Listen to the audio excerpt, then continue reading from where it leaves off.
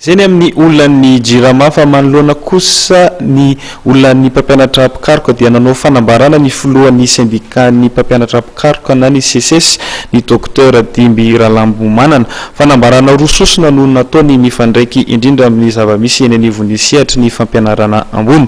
Nisongadina tao anatin'izany ny mikasika ny filan-kevim-pirenena tsy ara-potoana izay ahafahana mandinika ireo olana miazady eo amin'ny sehatry ny fampianarana ambony.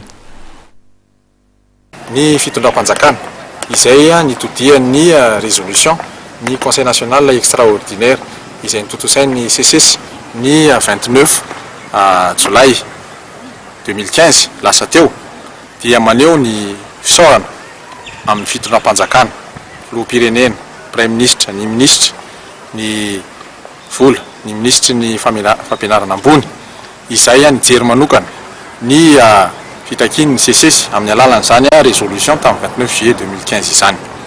Manarak'izany rehefa nivaly izany fitakina izany dia ny fitokonana izay notapahana tamin'ny Conseil national dia hodinihana amin'ny Conseil national koa ny famahana izany fitokonana izany. Noho izany ny CSS national miaraka amin'ny bureau national dia rehefa nandinika ary nandray ny hevitry ny section rehetra manerana ny nosy dia manapa-kevitra fa hanao Conseil national extraordinaire ny 5 sy 9 Aogositra ho avy izao andinihana ary anapahana farany izany fanapa-kevitra amin'ny fitokonan'ny CSS izany.